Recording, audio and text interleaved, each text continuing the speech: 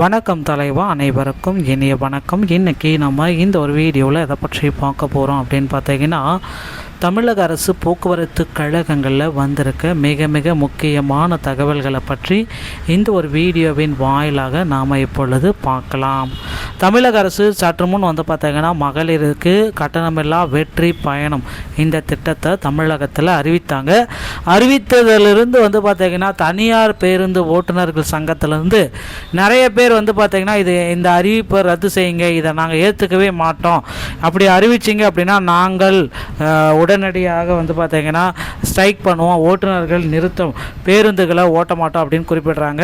தமிழக அரசு போக்குவரத்து கழகங்களில் காலி பணியிடங்களுடைய அறிவிப்பை எப்பொழுது முதலமைச்சர் விஜய் அவர்கள் வெளியிடுவார் அப்படின்றது இன்னமும் தெரியல. ஸோ போக்குவரத்து கழகத்தில் தற்சமயம் பார்த்தீங்கன்னா புதிய அறிவிப்புக்காக மக்கள் வெயிட் பண்ணிட்டு இருக்காங்க. அது எல்லாமே இந்த வீடியோவில் நம்ம பார்க்கலாங்க. மகளிர் வெற்றி பயணம் திட்டம், கட்டணமில்லா வெற்றி பயணம் திட்டம் என்ற பெயரில் விரிவாக்கம் செஞ்சுருக்காங்க. அக்டோபர் 2 முதல் அனைத்து மகளிருமே, தமிழகத்தில் இருக்கிற அனைத்து மகளிரும் பேருந்துகள், ஸோ ஏசி கட்ட பேருந்துகள் மட்டும் தவிர மீதி அனைத்து டீலக்ஸ் பேருந்துகள் தவிர அனைத்து பேருந்துகளிலுமே இலவசமாக சென்று வரும் அறிவிப்பை 110 விதியின் கீழே முதலமைச்சர் விஜய் அவர்கள் கொண்டு வந்துட்டார். மகளிர் கட்டணம் இல்லா பயணம் திட்டம் வரும் அக்டோபர் 2 முதல் வெற்றி பயணம் என்ற பெயரில் விரிவாக்கம் செய்யப்படுவதாக சட்டப்பேரவையில் முதலமைச்சர் விஜய் அறிவித்துள்ளார். சட்டப்பேரவை கூடியது. இதில் 110 விதியின் கீழ் 3 முக்கிய அறிவிப்புகளை முதல்வர் விஜய் அவர்கள் அறிவித்தார். குடும்ப தலைவிகள் பயன்பெறும் வகையில் அன்னபூர்ணி சூப்பர் 6 திட்டத்தின் முதற்கட்டமாக ஆண்டுக்கு 3 சிலிண்டர்கள் விலையின்றி பெற்றுக்கொள்ளலாம் என்றும், பரந்தூர் விமான திட்டம் கைவிடப்படும் என்றும் முதலமைச்சர் விஜய் அறிவித்தார். மகளிர் கட்டணமில்லா பயணத்தை விரிவாக்கம் செய்கிறதையும் இதில் அறிவித்தாருங்க. ஸோ மகளிருக்கு இனி கட்டணமில்லாது ஒரு மாநிலத்தின் உண்மையான முன்னேற்றம் என்பது அதன் பொருளாதார வளர்ச்சியால் மட்டுமல்ல, பெண் கல்வி, வேலைவாய்ப்பு, மருத்துவம், வணிகம் மற்றும் சமூக வாழ்வின் அனைத்து தளங்களிலும் சுதந்திரமாகவும் பாதுகாப்பாகவும் பங்கேற்ப வாய்ப்புகளாலும் அளவிடப்படுகிறது. மகளிரின் பயண சுதந்திரம் அவர்களுக்கு பொருளாதார சுதந்திரத்திற்கு, பிற குடும்பங்களின் முன்னேற்றத்திற்கு அடித்தளமாக இருக்கிறது. ஸோ இதற்காகவே பார்த்தீங்கன்னா தற்பொழுது செயல்படுத்த வரும் மகளிர் கட்டணமில்லா பயண திட்டத்தில் மாநகர, நகர்ப்புற, சாதாரண மற்றும் மலைப்பகுதி பேருந்துகளில் 40 கிலோமீட்டர் வரை மட்டுமே பயணம் அனுமதிக்கப்பட்டு வந்தது. எக்ஸ்பிரஸ், எல்எஸ்எஸ், டீலக்ஸ் பேருந்துகள் புறநகர் பகுதிகளில் கட்டணமில்லா பயணம் அனுமதிக்கப்படவில்லை.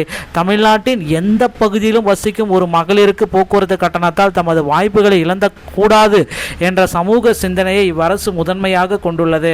இதனை கருத்தில் கொண்டு மகளிர் கட்டணமில்லா பயண திட்டத்தை விரிவுபடுத்தி பெருமளவில் பயணித்திடும் விதமாக வெற்றி பயணம் திட்டம் என்ற பெயரில் தேசத்தந்தை மகாத்மா காந்தியடிகள் பிறந்தநாளான அக்டோபர் 2 செயல்படுத்த அரசு முடிவெடுத்துள்ளது என்பதை இதில் மகிழ்ச்சியுடன் குறிப்பிட்டிருக்காங்க.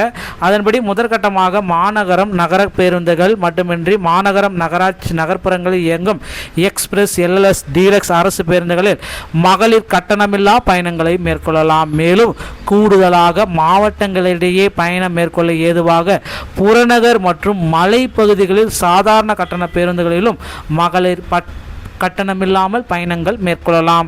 இந்த திட்டத்தில் பயன்பெற வருமான உச்சவரம்பு எதுவுமே தேவையில்லை. பயண எண்ணிக்கையோ கட்டுப்பாடுகளோ இல்லை. ஒரு நாளைக்கு எத்தனை டைம் வேணாலும் நீங்கள் போயிட்டு வந்துடலாம் அப்படின்றத குறிப்பிட்டு சொல்கிறாங்க.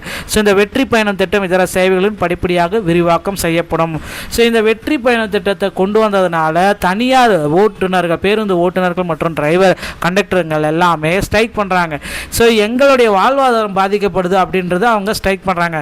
ஏன்னா எந்த ஒரு உண்மையான ஓட்டுநரும் இதை செய்ய மாட்டாங்க. அதை ஓட்டுநர், அந்த பேருந்து உரிமையாளர்கள் மட்டும்தான் இதை செய்கிறாங்கன்றது எல்லாருக்குமே தெரியும். ஸோ உண்மையான ஓட்டுநராக இருந்தால், அவங்க பார்த்தீங்கன்னா உண்மையான கண்டக்டராக இருந்தால் அது மாதிரி இந்த மாதிரி ஸ்ட்ரைக் யாருமே செய்ய மாட்டாங்க. மக்களுக்கு ஒரு நல்ல திட்டம் வருது அப்படின்னா அதை வரவேற்க மட்டும்தான் இருப்பாங்களே தவிர அதற்காக நாங்கள் ஸ்ட்ரைக் பண்ணுங்க, இந்த திட்டத்தை நிறுத்துங்க அப்படின்ட்டு எந்த ஒரு ஓட்டுநரும் டிரைவருமே சொல்ல மாட்டாங்க. ஸோ கண்டிப்பாக பார்த்தீங்கன்னா அரசு இதற்கு உரிய நடவடிக்கை எடுக்குமா இல்லது மீண்டும் பார்த்தீங்கன்னா மறுபரிசீலனை செய்யுமான்றதை நம்ம விரைவில் எதிர்பார்க்கலாங்க.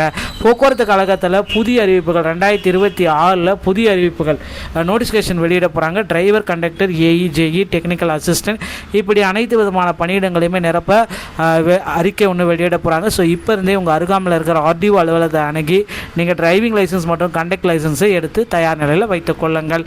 இந்த ஒரு வீடியோ பதிவு இதை பற்றி தான் விளக்குகிறது. வீடியோ உங்களுக்கு பிடிச்சிருந்தால் நீங்கள் நம்முடைய சேனலோடு இணைந்திருங்கள். மீண்டும் ஒரு நல்ல தகவலோடு நான் உங்களை சந்திக்கிறேன். நன்றி, வணக்கம், தேங்க்யூ.